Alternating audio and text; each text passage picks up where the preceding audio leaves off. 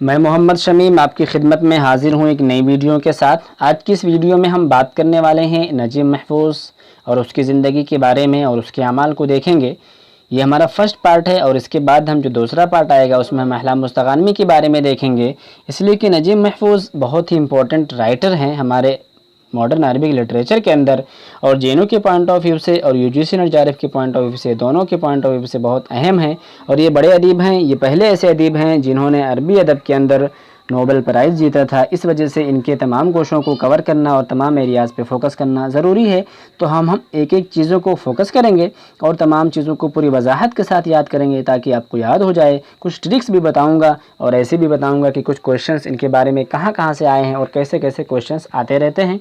تو آپ ہمارے ساتھ جڑے رہیں اور چینل کو سبسکرائب کر لیں، اپنے دوستوں کے ساتھ شیئر کر دیں اور ایک اچھا سا کمنٹ کریں۔ کافی لوگوں نے آج مجھے کمنٹ کیا، مجھے بہت خوشی ہوئی۔ آپ ایسے ہی کمنٹ کرتے رہیں، پوچھتے رہیں، اپنے علم کو بڑھاتے رہیں، دوسروں کے علم کو بھی استفادہ پہنچاتے رہیں، اپنے علم سے استفادہ دوسروں کو پہنچاتے رہیں۔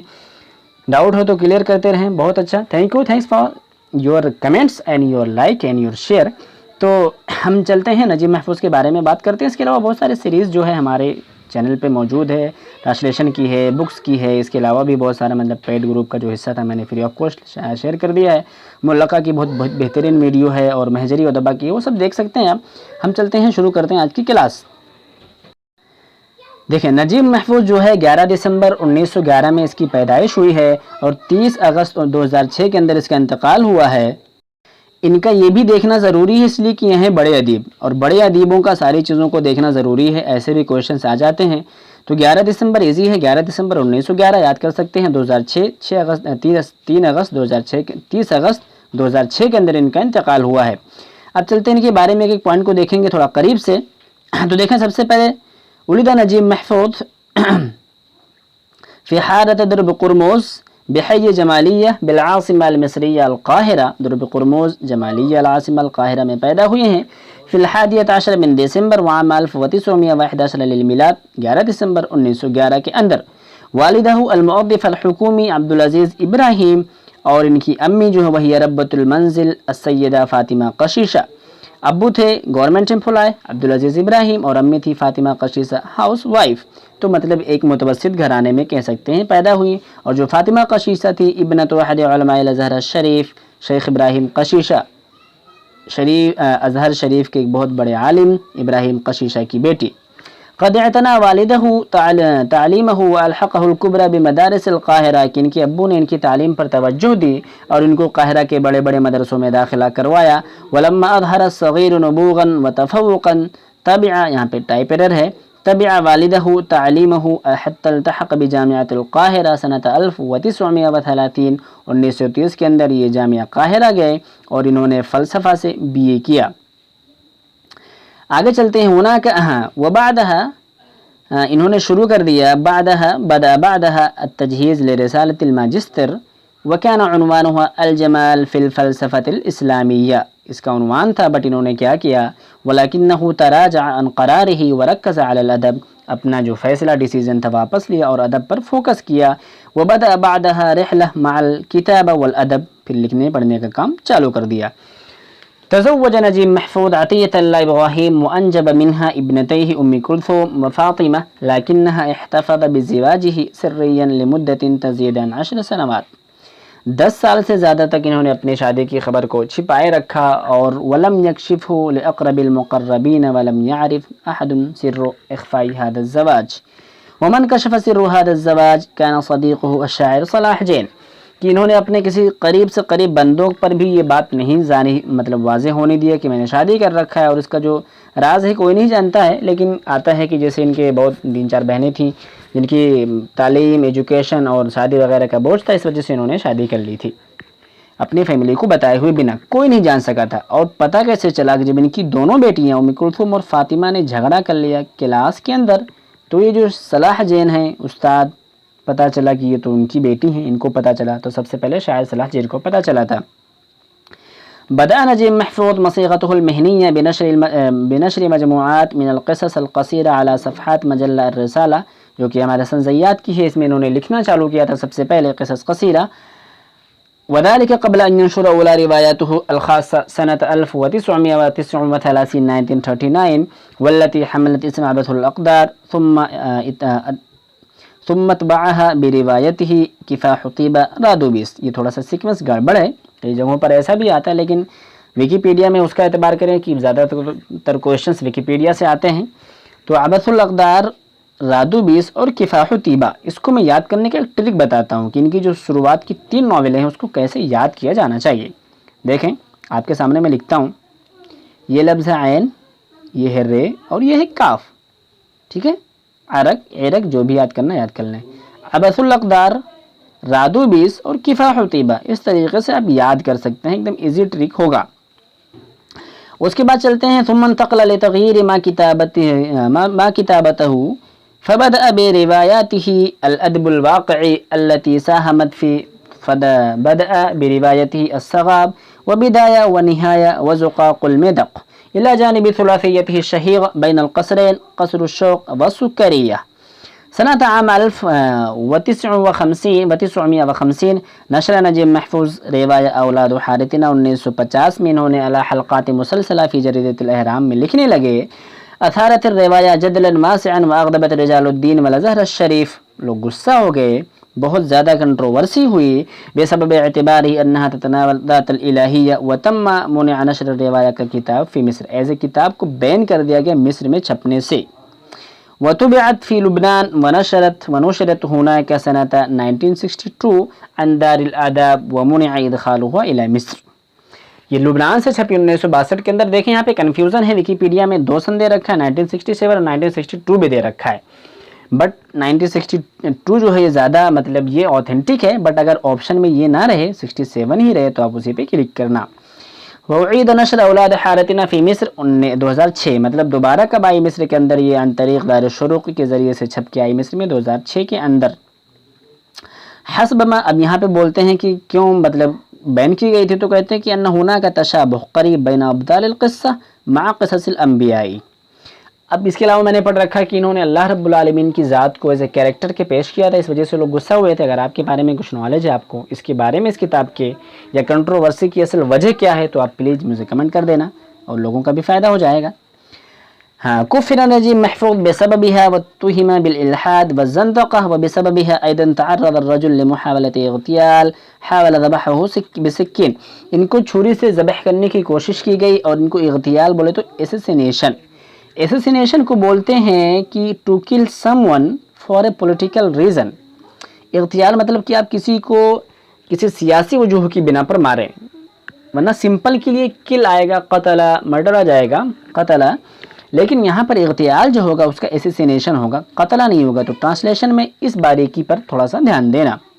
اور یہ کب ہوا تھا؟ 1994 کے اندر. الا انہ نجا، مگر وہ بچ گئے، اللہ رب العالمین کی رحمت. لكن الرواية التي كانت تؤدي بحياته كانت هي نفسه الرواية أهلته للفوز بجائزة نوبل للآداب عام 1988. یہ اگر میں چاہتا عبارت تو حذف کر دیتا، لیکن میں نے اس کو رکھا ہے تاکہ آپ کی بھی کنفیوژن کو کلیئر کر دو کہ صرف ایک ہی کتاب نہیں ہے جس کی وجہ سے ان کو نوبل پرائز ملا ہے. ہاں یہ کتاب اہم ہے لیکن ان کو جو نوبل پرائز ملا ہے، ٹھیک ہے، ان کے پورے انمجمل اعمال ہی پر ملا ہے. ہاں یہ کتاب ان کی شہرت کا ذریعہ بنی ہے، اور اس کتاب کے ذریعے سے یہ بہت زیادہ کنٹروورشیل رہے ہیں.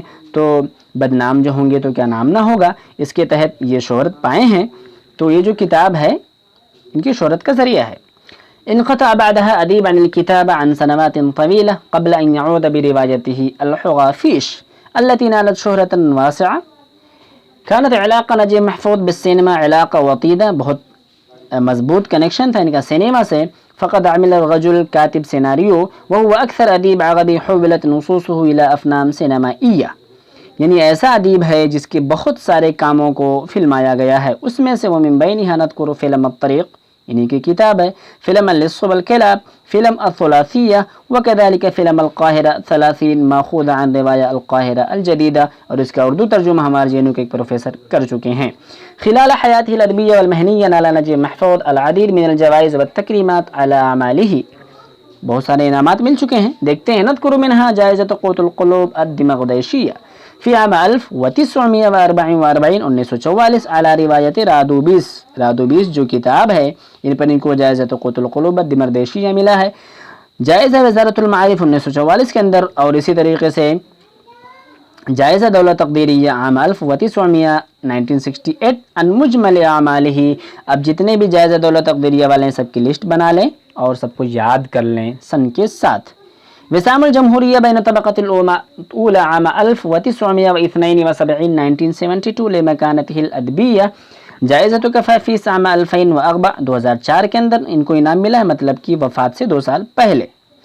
وكذلك جائزہ نوبل في الأدب عام 1988 1988 عن مجمل أعماله، وهو أول عربي يحصل على هذه الجائزة۔ آگے چلتے ہیں کہ سنة 1996 1996 میں 1996 میں انشأ قسم النشر بالجامعة الأمريكية بالقاہرہ جائزہ باسم نجیب محفوظ، کی جو مصر قاہرہ کی جامعہ امریکیہ ہے اس نے ایک انعام کا اعلان کیا نجیب محفوظ کے نام سے، جس میں جو ناول ہوتی تھی اس کو جو بندہ لکھنے والا ہوتا تھا 1000 امریکی ڈالر دیا جاتا تھا، اور اس کی ناول کا ترجمہ انگریزی زبان میں کیا جاتا تھا۔ وتمت اقامة احتفال الخاص بهذه الجائزة بشكل سنوي في 11 من دسمبر، وهو تاریخ المیلاد ادیب نفسہ، کی جو ان کی تاریخ پیدائش 11 دسمبر سے اسی دن یہ پروگرام رکھا جاتا ہے اور یہ انعام ڈسٹریبیوٹ کیا جاتا ہے۔ وقد فاز بهذه الجائزہ اول مرہ، پہلی مرتبہ جن کو ملا تھا الادیبان 2 ہیں، ابراہیم عبد المجید و لطیفہ زیات۔ اور آپ کو یہ بتانا ہے کہ جو احمد حسن زیات ہیں اور لطیفہ زیات کا کوئی کنیکشن ہے کیا، اور اگر ہے تو کس بیس پر یا نہیں ہے، اور زیات کی نسبت کس کی طرف ہے۔ آگے چلتے ہیں کہ وتوفی نجیب محفوظ فی 30 من اگستس، 30 اگستس کا انتقال ہو گیا 2006 کے اندر عام 2006۔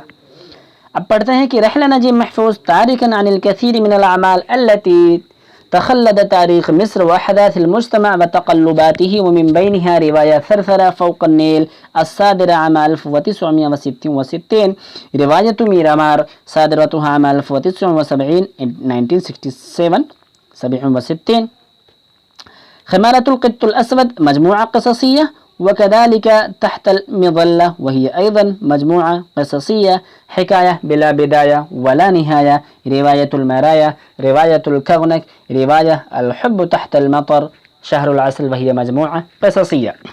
اب ایک بار ہم آپ کے سامنے اس کو ریکیپ کریں گے اور پھر آپ کو کچھ ہم امپورٹنٹ ٹرکس اور کچھ میتھڈس بھی بتائیں گے جس سے آپ چیزوں کو بہت زیادہ آسانی سے ڈیل کر سکو گے کویشچن کے اندر۔ تو آپ جڑے رہیں میرے ساتھ اور ہم چلتے ہیں ریکیپ کی طرف۔ تو دیکھیں سب سے پہلے ریکیپ میں دیکھتے ہیں کہ ان کی جو پیدائش ہوئی ہے اور ان کی جو وفات ہوئی ہے وہ سب دیکھیں گے، اور ان کے بارے میں جو کچھ کام ہے وہ دیکھیں گے، پھر ہم کچھ ٹرکس بتائیں گے آپ کو۔ تو دیکھیں سب سے پہلے جو نجیب محفوظ ہیں 11 دسمبر 1911 میں ان کی پیدائش ہوئی ہے، اور ان کے ابو کا جو نام ہے عبدالعزیز ابراہیم نام ہے، ان کی امی کا نام فاطمہ قشیشہ ہے، اور 1919 کا جو ثورہ ہوا تھا اس وقت ان کی عمر ان کی عمر تو آپ کو بتانا ہے کہ کتنی تھی اس وقت۔ اور انہوں نے فلسفہ میں BA کیا ہے، جامعہ قاہرہ 1930 میں گئے تھے، اور اسی طریقے سے یہ رسالہ میں لکھتے تھے، اور ابث الاقدار جو ناول ہے اس کو رسالہ تو انہوں نے مجموعہ قصصیہ چھپوایا تھا امثل الجنون۔ اب آپ کو یہ بتانا ہے کہ ابث الاقدار کس مجلے میں چھپائے تھے اور وہ مجلہ کس کا تھا، یہ آپ کے لیے سوال ہے۔ اولاد و حارتنا پہلے یہ لکھتے تھے مطلب ڈیلی بیسس پہ احرام کے اندر، اس کے بعد پھر ان کے بارے میں دیکھیں گے کہ اسی وجہ سے ان کو اسیسینیٹ کیا گیا تھا، مطلب ان کو چھری سے ذبح کرنے کی کوشش کی گئی تھی، مارنے کی کوشش کی گئی تھی۔ اس کے علاوہ ان کے بارے میں کچھ اور چیزوں کو دیکھتے ہیں، تو ان کے بارے میں یہ دیکھ لیں کہ یہ جو بھائی صاحب ہیں یہ جریدۃ الاحرام میں لکھتے تھے، ٹھیک ہے، ایک ویکلی ایک مطلب گوشہ آتا تھا، زاویہ آتا تھا۔ اب یہ کس عنوان سے آتا تھا وہ آپ کو بتانا ہوگا، یہ کویشچن ہے۔ اسی طریقے سے ان کی کچھ ناولس ہیں، جیسے کہ سب سے پہلے دیکھ لیں ابث الاقدار ہے، راد و بیس ہے، کفاح و طیبہ، سیکوینس سے 3 یاد رکھ لیں، مجموعہ قصصیہ حمس الجنون، دنیا اللہ، بیت سید السمعہ ہے۔ پہلا جو قصہ ہے ان کا، ٹھیک ہے، حمس الجنون، یہ ہے رسالہ میں شائع ہوا تھا، اور پہلی جو ان کی ناول ہے ابث الاقدار 1939 میں، اچھا کس میں شائع ہوا تھا یہ آپ کو بتانا ہے، یہ میں نہیں بتاؤں گا۔ اب میں آپ کو کچھ ٹرکس بتانے والا ہوں شیئر کر کے ویکیپیڈیا کے نوٹ سے، اور جو میرا ٹرکس ہے کہ ہر کتاب کی پیراگراف چاہے وہ 1 لائن ہو یا 2 لائن شروعات کا، یہ اسپیشلی 3 لائن تک میں نے بتایا تھا کہ ضرور پڑھا کریں، وہاں سے کویشچنس آنے کے بہت زیادہ چانسز ہوتے ہیں۔ मतलब کہ اگر آپ کوئی کتاب پڑھ رہے ہیں اور پیراگراف شروع ہو رہا ہے یا ختم ہو رہا ہے، چاہے وہ بیچ صفحہ کا ہو یا آدھے سے یا کنارے سے، لیکن اگر کوئی پیراگراف شروع ہو رہا ہے تو اس کی 3 لائن بہت زیادہ امپورٹنٹ ہوتی ہے آپ کے لیے۔ تو چلتا ہوں میں آپ کو دکھاتا ہوں ویکیپیڈیا سے کچھ چیزیں ٹرکس کے ساتھ۔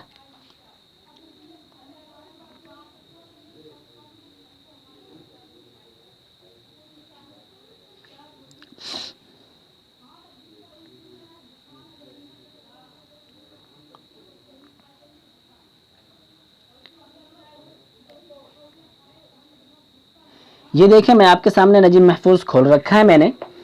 اب آپ کو یہاں سے دیکھنا ہے نجیب محفوظ کے بارے میں جو آپ کو بتانے والا ہوں وہ کتنا امپورٹنٹ ہے۔ تو دیکھیں سب سے اچھی چیز جو آپ کو یہاں سے پتہ چلے گی وہ یہ ہے، جو میں بتانے والا ہوں، جو کویشچن بھی آ چکا ہے، دیکھیں اس کو پڑھیں، اس پیراگراف کو۔ سمی نجیب محفوظ باسم مرکب تقدیرا من والده عبدالعزیز ابراہیم للطبیب المعروف نجیب باشا محفوظا والذی اشرف على ولادته التي كانت متعسرة، کہ ان کی امی کی جو ولادت ہے، ان کی پیدائش کے وقت مطلب ان کی طبیعت بہت زیادہ خراب ہو گئی تھی اور مطلب بالکل جان پہ بنائی تھی، تو اس مطلب مشکل وقت میں انہوں نے مدد کیا تھا۔ ایک جو ڈاکٹر تھے طبیب نجیب باشا محفوظ کے نام پر، تو انہی کے نام پر ان کا نام رکھ دیا گیا تھا۔ اب یہ دیکھیں پہلا پیراگراف ہے، 2 ہی لائن تھی اور یہ کویشچن آیا ہوا ہے، ٹھیک ہے، ایسے یاد رکھیں۔ اس کے علاوہ اگر ان کے بارے میں اور چلیں گے تو دیکھیں گے کہ ان کے بارے میں ایک چیز اور آئی ہوئی تھی جو کہ بہت امپورٹنٹ ہے، جیسے کہ یہ پیراگراف دیکھ رہے ہیں، شروعات ہے اور یہ دوسری لائن ہے۔ 10 سنوات کا یہ لفظ آیا تھا، پوچھا تھا کس نے اپنی شادی کو چھپا لیا تھا 10 سال تک۔ اب آپ کو یہ بتانا ہوگا کہ کوئی اور ہیں کیا جو کہ اپنی شادی کو چھپائے تھے۔ چلیں بتا ہی دیتا ہوں کتنا پریشان کروں۔ یہ نجیب محفوظ کے علاوہ توفیق الحکیم ہے جنہوں نے بھی اپنی شادی کو چھپا لیا تھا۔ اب ان کی کچھ اور دوسری چیزیں میں بتاتا ہوں جو کہ بہت امپورٹنٹ ہے، جیسے کہ یہ کویشچن ایک بار آیا ہوا تھا کہ انہوں نے کبھی خارج کا سفر نہیں کیا، مطلب انہوں نے ایون کی اپنا ریسیو کرنے جائزہ نوبل بھی نہیں گئے تھے، اپنے دونوں بیٹیوں کو بھیجا تھا۔ پھر بعد میں ایکسیپشن ہے کہ انہوں نے ایک وفد کی شکل میں مطلب مصر کا ایک کتاب المصریین کا وفد جا رہا تھا، تو اس میں یہ یمن یوگوسلاویہ وغیرہ گئے تھے، اور ایک مرتبہ یہ مطلب عملیہ جراحیہ کے لیے لندن گئے ہوئے تھے 1989 میں۔ اب اس کے بعد ہم اور آگے چلیں گے تو یہ دیکھیں یہاں سے آپ پڑھ سکتے ہیں اس کو، جیسے یہ دیا ہوا ہے کہ اولاد و حارثنا جو ہے وہ کب شائع کرتے تھے، یہاں سے پوچھ سکتا ہے یا یہاں اس کا نام پوچھ سکتا ہے، ٹھیک ہے، یہ بہت امپورٹنٹ ہے۔ ہر پیراگراف کی 2 سے 3 لائن ضرور یاد رکھیں اگر وہ اس میں کچھ امپورٹنٹ نظر آتا ہے تو۔ اب چلتے ہیں ان کے کچھ اعمال کی طرف دیکھتے ہیں۔ دیکھیں ہم قائمہ کھول رکھے ہیں، یعنی لسٹ ہے ان کے اعمال کی۔ سب سے پہلے ہم چلیں گے، آپ کو وہ چیز دکھانا چاہتے ہیں جو کہ پوچھ چکے ہیں ایگزام میں، جیسا کہ الابۃ الاقدار پہلی ناول ہے، ٹھیک ہے، تو یہ بھی کتاب میں پوچھا جا چکا ہے، ایگزام میں پوچھا جا چکا ہے۔ اس کے علاوہ اور آگے چلیں گے تو میں آپ کو بتاتا ہوں کہ یہ جو کتاب دیکھ رہے ہیں یہاں پہ مصر القدیمہ اینسینٹ ایجپٹ کی کتاب، مطلب کتاب کا نام ہے، جیمس بائی کی مصنف ہیں۔ پوچھا تھا کہ مصر القدیمہ کا ترجمہ کون کیا ہے، یہ لیٹسٹ کویشچن ہے، تو اس کا بھی جاننا آپ کے لیے بہت ضروری ہے۔ اب یہاں سے ان کے روایات ہیں، 3 سیکوینس کے یاد کر سکتے ہیں ایٹ لیسٹ، کم سے کم، باقی چاہیں تو پورا یاد کر لیں۔ ابعث الاقدار، راد و بیس اور کفاح و طیبہ، اس کا ٹرک میں پھر سے بتا دیتا ہوں، عین رے کاف، اس کو میرے ایک دوست نے بتایا ہے، مطلب جو کہ ہمارے کہہ سکتے ہیں ہمارے چینل سے پڑھتے رہتے ہیں، تو ایک بہت اچھی بات ہے، میں بہت خوش ہوتا ہوں کہ آپ بھی ایسے ٹرک اپنائیں۔ یہ سب مطلب ہم نے 2-3 ٹرکس آپ کو بتائے تھے، تو آپ اسی وزن پہ بہت سارے ٹرک بنا سکتے ہیں۔ عرق، ابعث الاقدار، راد و بیس اور کفاح و طیبہ۔ اسی طریقے سے جو مجموعہ قصصیہ ہے اس میں سے بھی 3-4 آپ شروع سے یاد کر لیں، جیسے کہ حمس الجنون، ٹھیک ہے، دنیا اللہ، بیت سیء السمعہ وغیرہ وغیرہ۔ تو ٹھیک ہے، بس یہی رہی آج کی ویڈیو۔ اب ہم آپ کو ملتے ہیں اگلی ویڈیو میں اور ہم اس میں بات کر رہے ہوں گے، ٹھیک ہے، احلام مستغانمی کے بارے میں۔ تو چلتے ہیں اور آپ سے اجازت، آپ کو بیسٹ آف لک بولتے ہیں، all the best for your exams. ہماری نیک خواہشات اور تمنائیں آپ کے ساتھ ہیں، آپ زندگی کے ہر مرحلوں میں کامیاب رہو۔ تو تھینک یو، تب تک اپنا خیال رکھیں اور ملتے ہیں اگلی ویڈیو میں۔ Best of luck, thank you, thanks for watching.